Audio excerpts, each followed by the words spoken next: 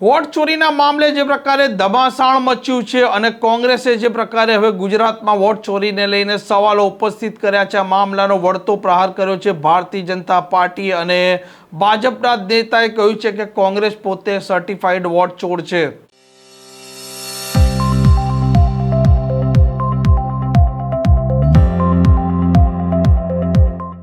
નમસ્કાર, આપ જોઈ રહ્યા છો હોટલાઇન ન્યૂઝ અને હું છું આપણી સાથે તોફિક ગાંચી। જે પ્રકારે દેશમાં અત્યારે વિપક્ષના નેતાઓએ વોટ ચોરીના મામલે સવાલો ઉપસ્થિત કર્યા છે, બિહારમાં પણ આ સર મામલે ધમાસાણ મચેલું છે, સુપ્રીમમાં પણ આ મામલો ચાલી રહ્યો છે અને હવે વિપક્ષના નેતાઓ વારંવાર ચૂંટણી પંચ સામે સવાલો ઉપસ્થિત કરતા હતા અને તેની આગ પહોંચી છે ગુજરાતમાં અને ગુજરાત કોંગ્રેસે પણ આ મામલે સવાલો ચૂંટણી પંચના સામે પણ ઉપસ્થિત કર્યા છે અને ભારતીય જનતા પાર્ટીને પણ ઘેરી છે અને હવે કોંગ્રેસના સવાલો ઉપસ્થિત થયા પછી ભારતીય જનતા પાર્ટીના જે પ્રવક્તા છે યજ્ઞેશ દવે તેમણે વળતો પ્રહાર કર્યો છે। કોંગ્રેસના આગેવાનો ગુજરાતની અંદર પણ રાહુલ ગાંધીના ઇશારે વોટ ચોરી, મત ચોરી આ બધા મુદ્દાને લઈ અને અમિત ચાવડાજીએ જે પ્રમાણે નિવેદન આપ્યું, મારે અમિત ચાવડાજીને કહેવું છે કે પહેલાં ટેકનિકલ બાબતો જાણ્યા વગર જે પ્રમાણે બિહારની હાર ભાળી ગયેલા રાહુલ ગાંધી બાલિશ વાતો કરી રહ્યા છે, એ વાતોની અંદર તમે તો માંજેલા રાજકારણી છો, તમે પણ શુક્રવારી વાતોમાં આવો છો।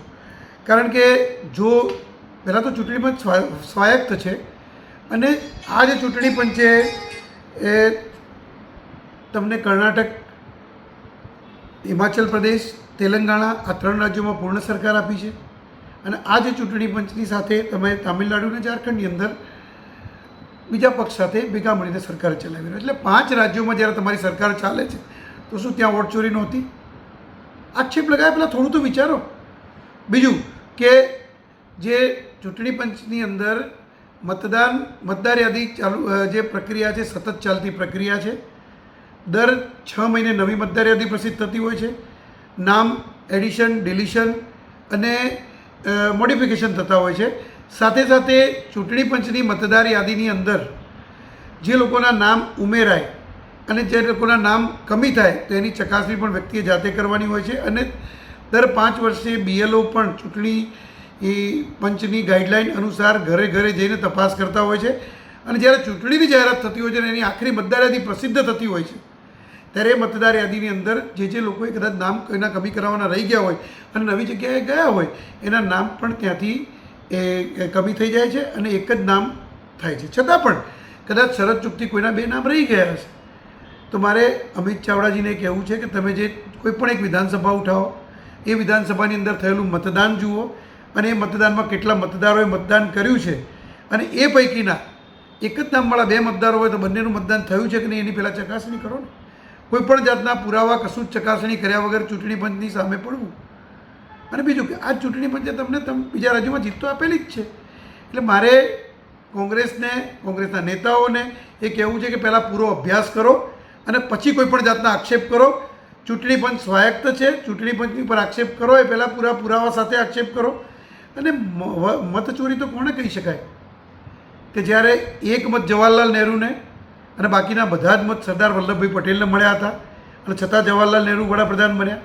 1975ની અંદર રાયબરેલીમાંથી ઇન્દિરા ગાંધી જીત્યા હતા, છતાં પણ રાયબરેલીની અંદર અલ્હાબાદ હાઈકોર્ટે ચુકાદો આપ્યો હતો કે એમની ચૂંટણી ગેરકાયદેસર છે કારણ કે તેની અંદર મતદારોનો ખોટી રીતે ઉપયોગ થયેલો છે। તો આ તમે સર્ટિફાઈડ મત ચોર છો, તમે પહેલાં એ તો નક્કી કરો। એટલે તમે તમારા ગિરેબાનમાં જાખો કે તમે શું કરી રહ્યા છો। બીજું કે કોઈપણ જાતના આધાર પુરાવા વગર ચૂંટણી પંચ પર આક્ષેપ કર્યા પહેલાં મારે અમિત ચાવડાજીને કહેવું છે કે પહેલાં પૂરેપૂરું ચકાસણી કરો અને પછી આક્ષેપ કરો। આમાં ભાજપના નેતાનું કહેવું છે કે કોંગ્રેસ પોતે સર્ટિફાઈડ વોટ ચોર છે અને જે પ્રકારે તે આરોપ લગાવે છે, પરંતુ આંકડાની સચ્ચાઈ તો તેમણે જાણી લેવી જોઈએ। આમ હવે ગુજરાતમાં પણ વોટ ચોરીના મામલે કોંગ્રેસ અને ભાજપ સામે આવી છે। આ પ્રકારના સમાચાર, પ્રકારના અહેવાલ માટે હોટલાઇન ન્યૂઝ ડે ચેનલ જોવાનું ને સબસ્ક્રાઇબ કરવાનું ભૂલતા નહીં। નમસ્કાર। આવા પ્રકારના વિડીયો તમને જોવા ગમતા હોય તો હોટલાઇન ન્યૂઝ ચેનલને લાઇક, શેર અને સબસ્ક્રાઇબ કરો।